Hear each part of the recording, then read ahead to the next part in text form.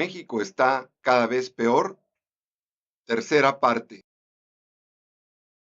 Empleo, crecimiento económico, pobreza. Empleo. En 30 años no se han generado empleos. En 30 años no se han generado empleos. ¿Cuán grande es esta mentira? Veamos.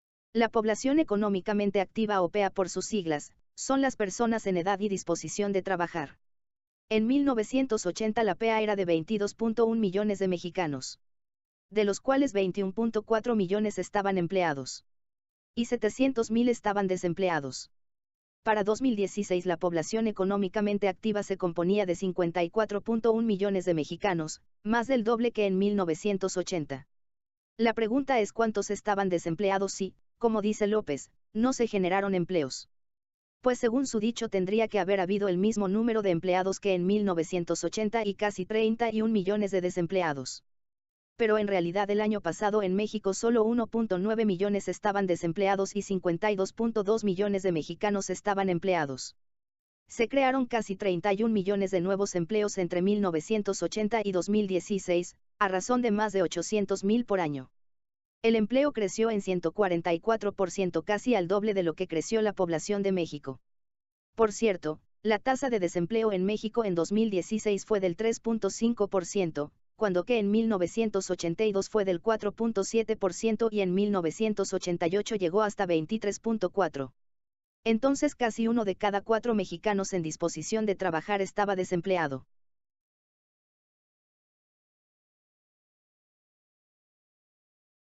Crecimiento económico.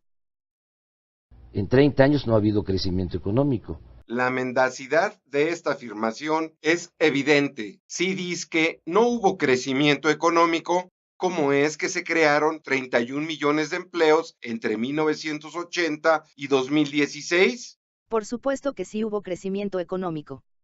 En términos reales, es decir, una vez descontada la depreciación de la moneda a causa de la inflación, el crecimiento de la economía nacional entre 1980 y 2016 fue de 135.5%.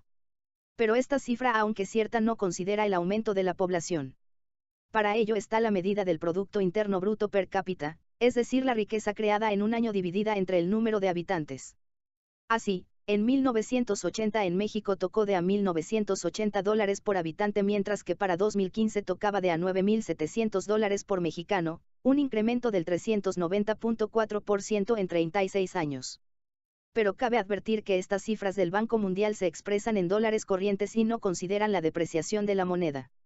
Si se considera la depreciación, un dólar de 2015 vale 35 centavos de uno de 1980, entonces el crecimiento real del PIB per cápita en México fue de 70%. Pero si se compara 2015 con 1988, año en que el estatismo salvaje llevó a México a tocar fondo, entonces el crecimiento real del PIB por habitante fue de casi 175%. En cualquier caso, se derrumba la falsedad de que En 30 años no ha habido crecimiento económico. Pobreza. En 30 años hay más pobreza. Toca analizar la madre de todas las mentiras. Para empezar, cabe preguntarse cuántos pobres hay, de qué tamaño es la pobreza en México y de qué tamaño era antes. Según el Consejo Nacional de Evaluación de la Política de Desarrollo Social o Coneval por sus siglas, en 2016 había 53.4 millones de pobres, quienes representaban el 43.6% de la población. Las cifras de Coneval son pura falacia. Arturo Fernández, rector del Instituto Tecnológico Autónomo de México, lo ha dicho con gran elocuencia. El criterio usado por Coneval es arbitrario y no tiene fundamentos económicos relacionados con el bienestar de las personas. Busca maximizar la estadística del número de pobres en el país. Mientras que según Coneval en México el 43.6% de la población está en la pobreza, la Organización para la Cooperación y el Desarrollo Económico sostiene que los pobres representan mucho menos, el 20.3%.